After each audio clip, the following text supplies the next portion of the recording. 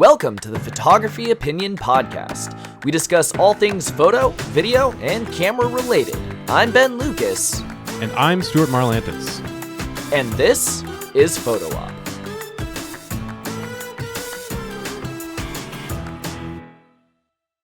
Hello, podcast listeners. Today we have a fun piece of news that we're going to talk about. So there is an abstract, a paper that came out by MIT that is what can you learn by staring at a blank wall? Fascinating, I know. No, but the interesting thing about this, so here's the deal.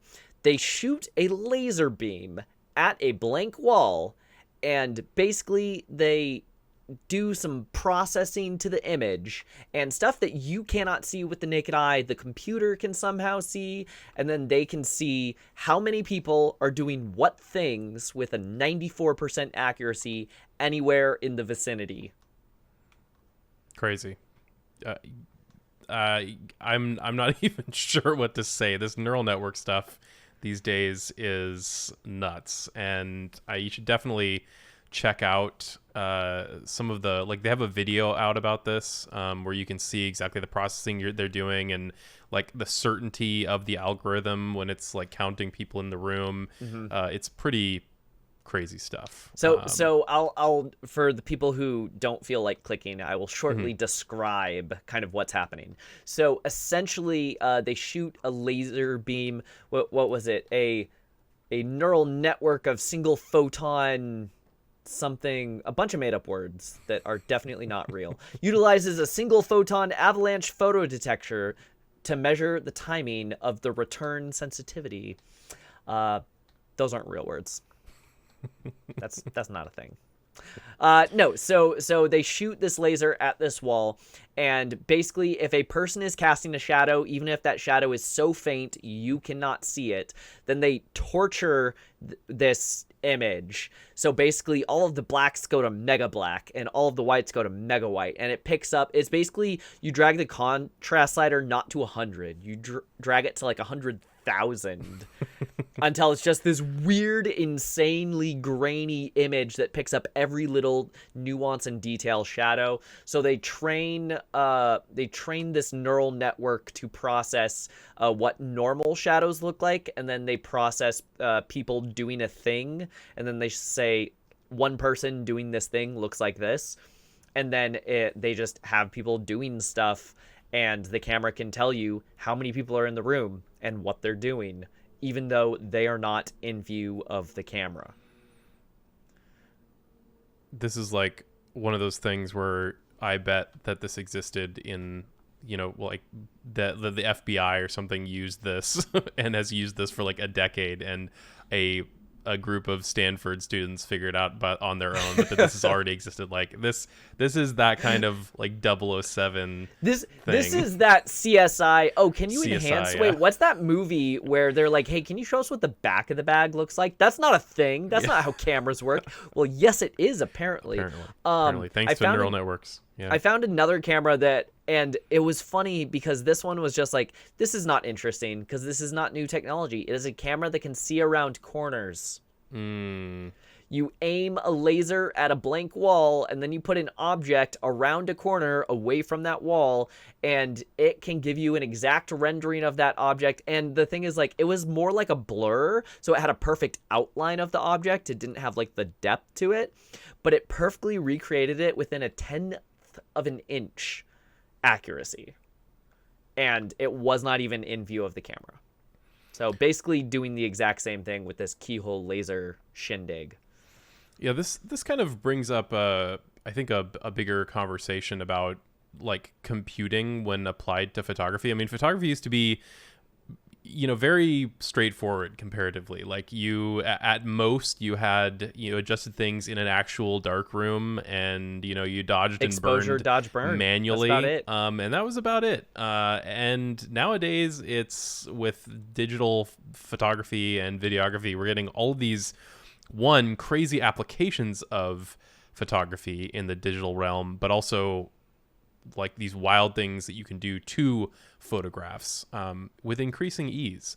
Like I saw recently the the new Google Pixel phones were announced, and they have an autofill like heel brush basically that is built into. They actually have like part of the processor that is dedicated to just image processing. Does this whole thing where you literally can like draw a circle around a person in the background of the picture that you take, and it will fill it in. Now, of course, you can do that in Photoshop manually, where you can, do various healing brushes, and you can do autofill, and Photoshop will try to do it, similar algorithms to that. But the fact that like now, instead of having to think about it more and do it very intentionally, literally anybody can pick up this phone and just draw a circle around a thing that they don't want in the image anymore. And at least so far, the results are really impressive. Yes, it's not perfect, and yes, like huge chunks of the image, if you're trying to like remove some giant thing, it's going to have a hard time filling it in. But like the fact that this is Gen 1, at least in a mobile form, is super impressive. That this thing that used to require tons and tons of work, or at the very least very expensive software, is just like built into your smartphone. And yeah, there's been some apps like Touch Retouch, I think, is one that did stuff like this before, but built in as an out of the box feature that anybody can use. That's a crazy amount of processing. So it's interesting to see where these things are going.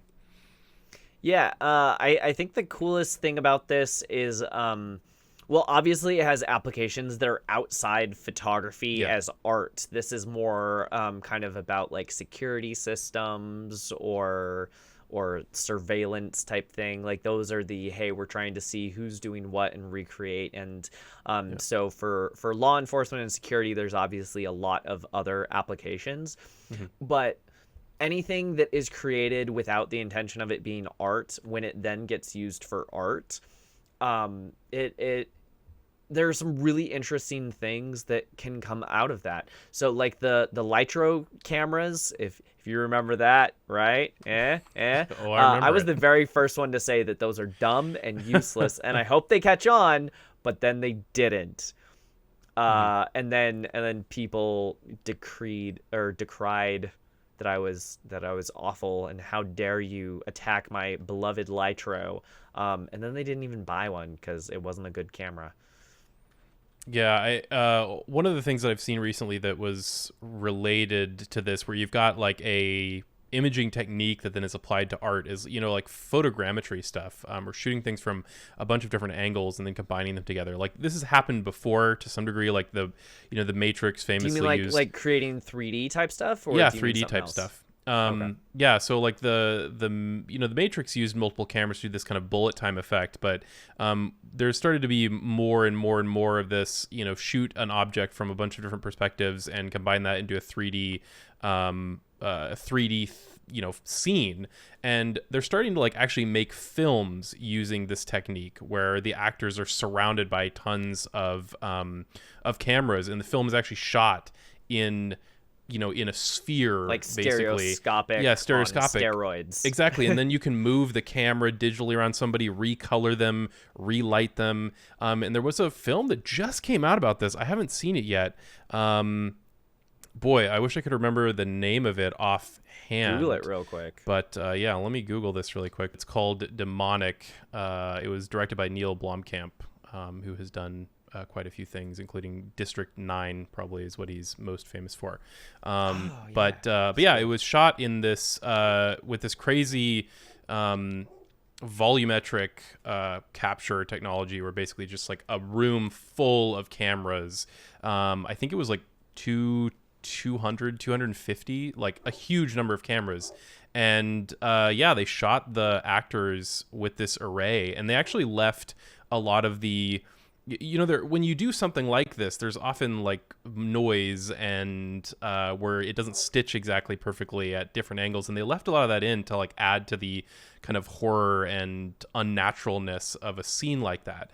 And so it's interesting because this technology was built, a lot of it has actually been developed for video games, where you're preserving something in really high quality, and then you can have like a boulder like that you can capture. put in a game, or motion capture, or just to capture like a scene that then you place actors in who are acting on a green screen. But using this kind of in reverse, where instead of capturing a lot of the scene, you're capturing the actor, and then you're placing them in some place and relighting them and all that is really interesting because, really used a technology used more for very practical things at most for art is being used for very what I would call like softer art almost, where it's an actual actor. So I thought that was a really interesting thing. The film didn't get great reviews, unfortunately, but the technology behind it is really cool. So I can dig that. This is a fun little tidbit. It's 15 terabytes of data a day from his volumetric camera array. Wow. Yeah, that is a crazy amount. I mean, back when IBM computers were the size of a room, that's unthinkable. Mm-hmm. It is truly fascinating to me kind of how far technology is coming and kind of what people can do with it. Mm-hmm. I have no idea how this laser looking around a corner camera thing would translate into art, but very much like Lytro, I'm curious. Yeah, it's one of those things where somebody's eventually going to pick up these tools and do something really cool with it. One of the an early an early example of like how this didn't work sometimes is like, remember The Hobbit, where it was a big deal that, wow, they were using action cameras in a Hollywood film for the first time. And then it completely throws you out of it when it cuts between a red dragon and a GoPro. Yeah, and it was just like sickening and terrible. I mean, that movie was not good for many reasons, but mostly I liked that movie. Mostly executive meddling from what I understand. But yeah, I mean, but now like it's gotten to the point where the line between something like that and like a real, what you would call a real camera is blurred. There's these tiny, super high quality cameras. I mean, heck, this movie, Demonic, was like the cameras that were used for this were action cameras. There were just, because they had to have hundreds of them, and having huge cameras for that wouldn't really work. And so they had these little cheaper action cameras all over the array. So it's interesting to see where the lines are kind of blurring. And a lot of that is due to, machine learning, to image processing and AI. I mean, look at where smartphones were, or even digital cameras in general were early on versus now. I mean, yeah, a lot of that is hardware, but a huge amount of that is software. I mean, that's why people say stuff like, oh, they really like Canon's colors. Like, it's not that they're using like a different film like you used to get a certain look or feel. No, it's how the sensor processes colors. It's how the sensor processes color, and then how the software is interpreting that and adjusting it. I mean, smartphone photos would look absolutely horrible if you were pulling just truly the raw image out of them. They're not very good. The physics are just not there to support truly high quality photography, but the processing is doing humongous lifting in making them look good. The incredible like denoising and image stacking, like the amount of processing that happens in a single smartphone photo would blow your mind, and it's basically invisible. So one thing that I didn't realize is my camera has two different features that it does almost seamlessly that I'm just like, why is it so slow to take a photo? But it's actually doing a bunch of stuff really quick. So one, it doesn't even tell me that it does this. It automatically creates HDR photos. Yep. So it goes brrrt, and it's stitching them together because it does not have the dynamic range on the sensor. So it is stacking all of those to get the dynamic range that you would expect. Mm-hmm. And then it's also doing that 4-camera array where it's doing kind of shifting the pixels or something to give you the 48 megapixel in a tiny little chip. 48 megapixels is more than any of my cameras. Like, that's insane.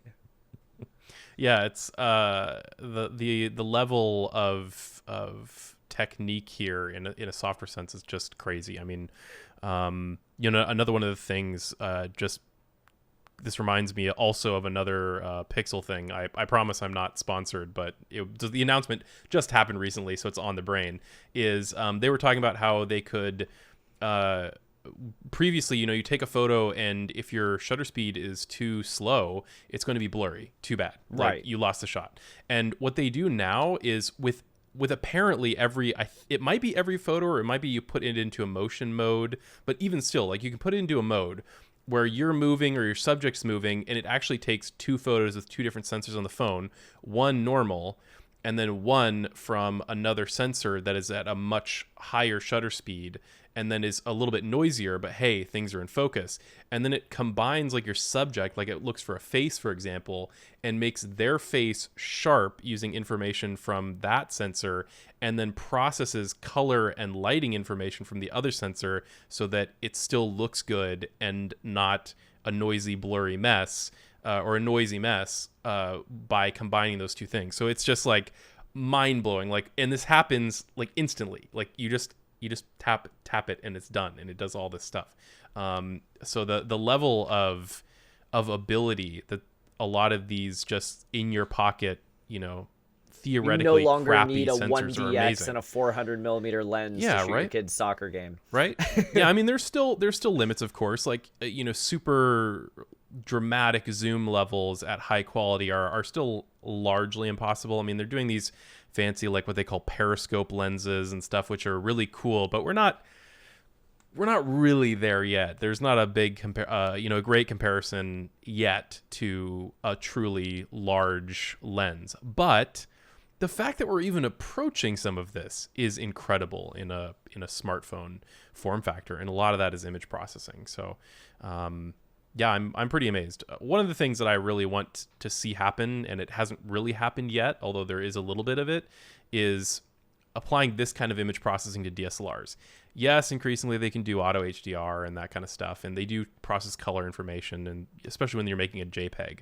But can we have some of like this more cool stuff? DSLRs are huge, and smartphones comparatively are small. Can we put like a smartphone quality sensor in a DSLR and like do insane image processing where it takes multiple photos and stitches them and does all crazy stuff? Like, that would be leveraging the DSLR hardware with the smartphone software / image processing. Like, that becomes potentially a really compelling package.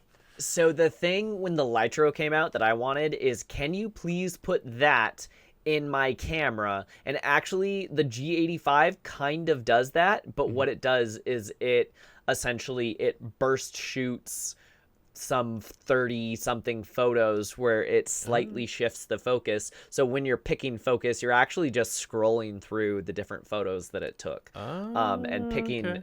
So it's faking the Lytro thing, but there are definitely times where I shoot a family photo and it's just, there are 2 rows of people and the front row is slightly out of focus. I wish I could just focus stack that with my single raw exposure like you could on the Lytro cameras. Of like, there are some of those things of like, yes, give it to me, shut up and take my money. But then it was this completely different device with this completely different form factor, and I'm never going to use that. I use a DSLR, or a mirrorless or whatever. Yeah. But yeah, I would like to see more competition in that space. It's a little bit frustrating. Like, you'd think that Sony would be a slam dunk for this. Like, they make some great cameras, but they also make most of the phone sensors in the world. It's like them and Samsung, and they made like 70%, and Samsung makes like the other 30%. And you'd think, like, Sony, you make all these phone sensors, you literally make phones. Could you please apply some of that technology to your cameras? You would think. And the answer is apparently no, which is too bad, because they are compelling. But man, like, phone level intelligence in a mirrorless would be an amazing package, and nobody's really giving it to us. So, like Nikon, you want to catch up? Like, how about you do that? I would love to see you catch up. All right. So for all of you listening at home, to wrap this up, I've got 2 questions for you. So either email us, hello@photo-op.show, or go to YouTube or Facebook and leave a comment for us. So here's one of the 2 questions. Okay. First question is, what thing can your phone do that you wish your good camera could do? And the second question is, what super fake thing in Hollywood, like the CSI Enhance, what fake Hollywood thing do you wish your camera could do? Answer us with one of those 2 questions. Let us know if you have any ideas for future episodes. We do hope you enjoyed this kind of in the news segment. And until next time, we have more stuff coming next time. If you have questions or ideas for future episodes, you can email us at hello@photo-op.show. Watch us on Ben's YouTube channel at NomCreative. As in Om Nom Nom. Share this with a friend, and you can listen to Photo Op anywhere podcasts are sold. Or download it. 'Cause it's free.